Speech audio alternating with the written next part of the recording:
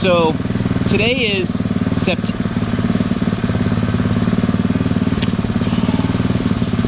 So it's September 26th, and this is fall time now, and so it's kind of that time of year where I kind of get into some honeydews, kind of getting some things done that I put off during the summer that I need to get done because, believe it or not, the holidays are fast approaching. Things like planting flowers.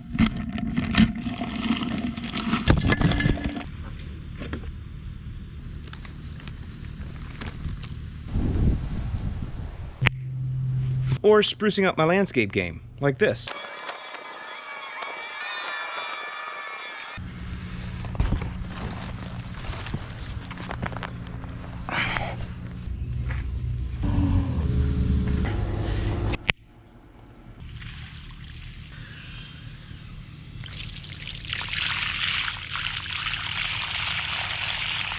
Of course, if you're in Florida, I'm going to let you know the rainy season is officially over. I've been dry here for 6 days in a row. My lawn is definitely suffering from it.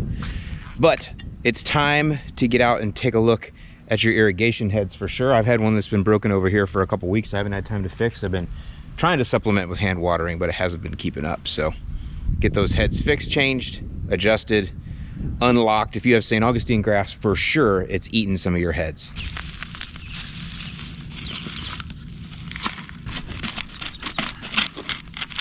Oh yeah, free lawn donut.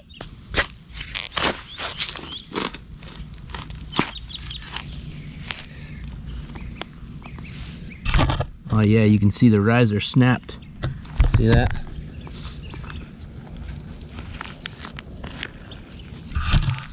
So it's already got the flexible PVC right there, which is what they recommend, you know, to help combat against this, but I apparently put a riser on this at some point, and the riser is what broke. So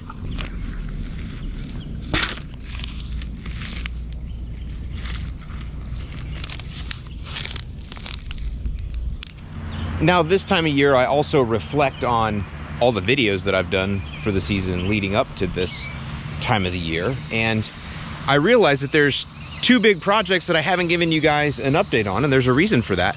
The first one is here. This is my Bermuda project at the church, and you can see from this angle, it's looking pretty good. Got a little scalp on it. I just did a mowing with a new mower. That'll come out later this week. Also fighting some doveweed, which I know a lot of you are, and I'll do a video on that once the Celsius app that I put on it finally kills it. And that's really why I haven't given you an update. You know, it's so funny with cool season turf. Literally, if you start in the spring or you start in the fall with a brown lawn and you put enough fertilizer on it, the grass will turn green in 10 or 14 days. You can see right here. I've done it before. And that's just because of the growth habit, the nature of cool season turf. It knows it's only got a short window in spring and fall to grow, and so it puts in all of its work in those short windows, which means you're able to get really fast results. Whereas the warm season turfs like this Bermuda here, they make you work for it. They're like, look buddy, we're gonna do well, we're alpha, we're gonna choke everything in our way, but you're gonna have to earn it. It's gonna take you an entire year to really take a terrible lawn. So this is it, the start of my 2020 project lawn, or at least a piece of it. This is the Wild Bermuda area, and it's over by here in Bradenton, Florida. So this is the Bermuda here, and it's really bumpy. We got a lot of leaves in here, we got a lot of stuff, but for right now, we're not gonna do any leveling. I'm sure we may try that later on in the season, but for right now, we're just gonna try to limp along with what we've got here.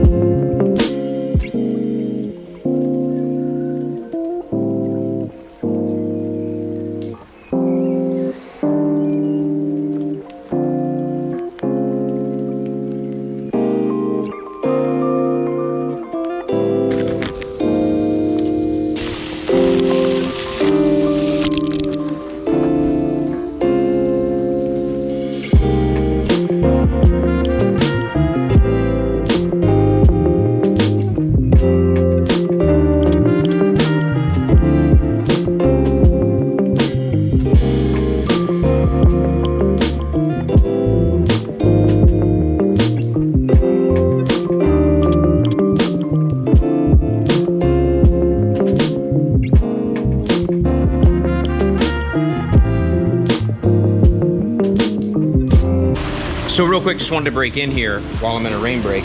We are not allowed to apply any nitrogen or phosphorus fertilizers to the lawns here in Florida. We have a fert ban from June 1st until September 30th. So all during the summer, the only thing I really used on the Bermuda were soil amendments. Now, I'm not gonna tell you what kind of fertilizer I use, because when I do that, I get people accusing me of just trying to be salesy. And I'd rather you just understand how difficult it is to take care of Bermuda and what a commitment it is, rather than be accused of being salesy. If you'd like to know what fertilizers I use, I don't think it's any secret, but you can look below in the links and that'll tell you. So I will continue to have updates on the Bermuda. I got a lot of season left down here in South Florida to keep moving, and now I'm gonna be out of the fert ban in a couple, 2-3 days, and I'll be able to start pushing again, and hopefully I'll be able to get out and mow it at least every 5 days or so. That's part of what I've not been able to do either, because again, I don't live there. I can't mow it twice a week like I would prefer. So either way though, been a fun project so far, and I kind of screwed it up scalping it with a new mower, which you'll see that video coming up later on this week.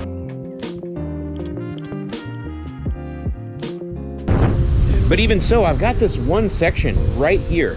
And I even noted this back early. You haven't seen it yet, but back early when I came out here and started working on this lawn, I noted this section right here. And so even now, I'm not sure what is going on here. I do think it has something to do with this oak. I don't know if it's shade. I mean, the sun this time of year is kind of going over here, so it's not being blocked by the shade. I don't know if it's maybe when it rains, there's salts that are coming off of those leaves there and hitting. That's my only thought.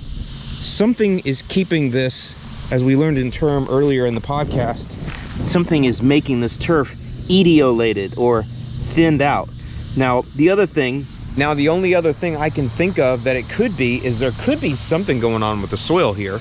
And so what I'm going to do is, I took a soil test of this area when I first started, and I took samples from all around. But what I'm going to do right now is I'm going to take a soil test right only from the troubled section and see if it tells us anything different. So as far as a full-fledged before, during, and after video on this Bermuda project here, I'm probably going to do that next spring when I've got a full year of work under my belt with it, because frankly, that's how long it takes to rejuvenate one of these lawns, because they're going to make you work for it. The other thing is, this obviously not being where I live, I'm probably not able to get out here quite as much as I want. I'm not able to mow twice a week like I'd want, and I think that's probably making it go a little slower. But either way, that's going to set the expectation right when I finally do reveal the before, during, and after results next year in the spring. In the meantime, for those of you that are down here in Florida that are year-round, and for those of you that enjoy year-round content, I'll be doing plenty more stuff here all during the winter, because as far as I know, this shouldn't be going dormant. And if it does, I'll have plenty of other content with my other grass types too.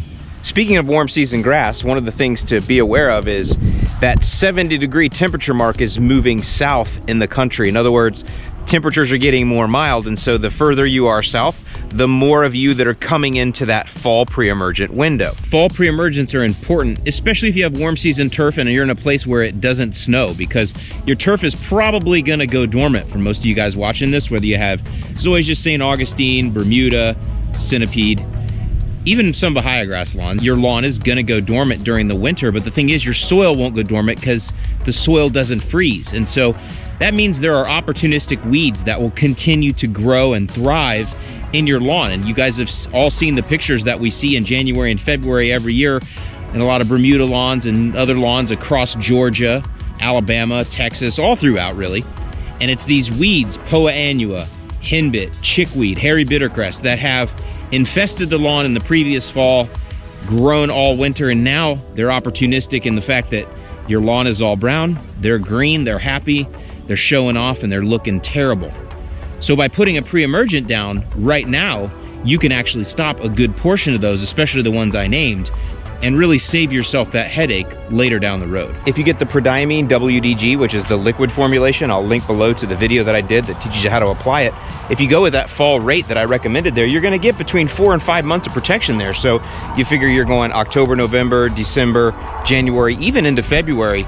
That's plenty of time to keep those invaders out. If you decide to go with one of the granulars, and a lot of you do because frankly granulars are a little bit easier, if you go with the Dithiopyr or Prodiamine Granular, it's really simple. Every pound per 1,000 gives you 1 month. So typically we look at a minimum of 3 pounds per 1,000, that'll give you 3 months. If you do 4 pounds per 1,000, you get 4 months, 5 pounds per 1,000, 5 months.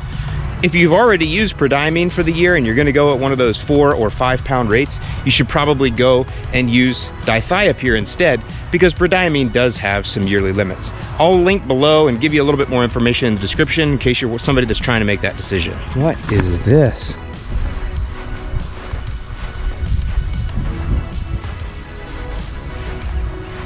Somebody get married on my lawn over here or what?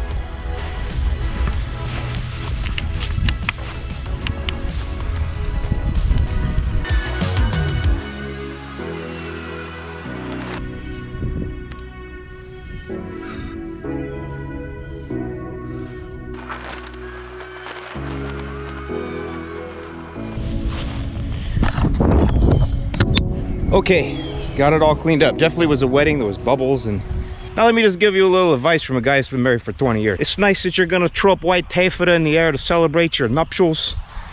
I want you to enjoy the lawn. But let me tell you, if you start your marriage off abusing the grass, I mean, where is that gonna go? It's not gonna go to a good place. You clean up after you get married, you understand? Clean up and put the toilet seat down too. Now this project took not quite as long, and I actually think this lawn was in a lot worse shape. Check out where it was.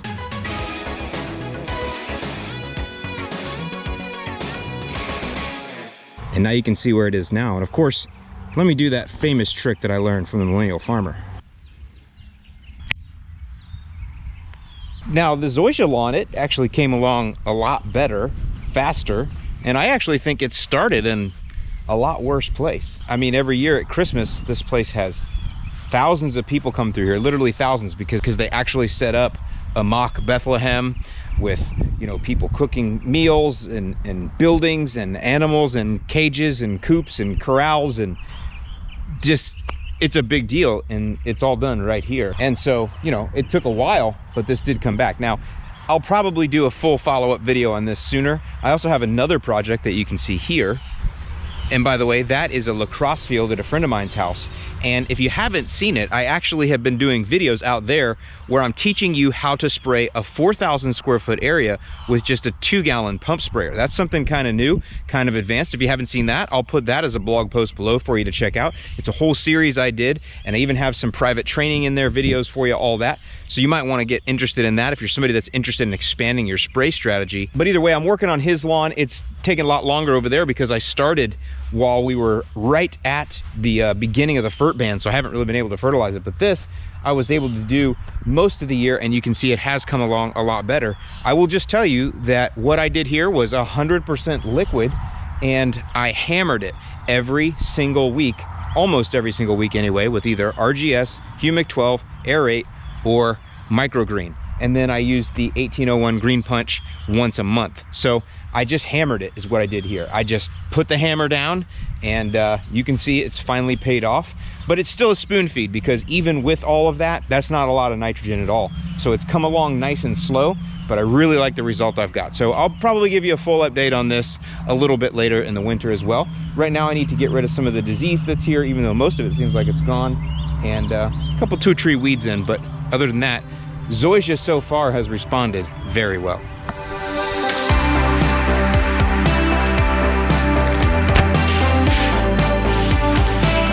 Hey, thanks for watching all the way to the end of the video. Now I got an important announcement here.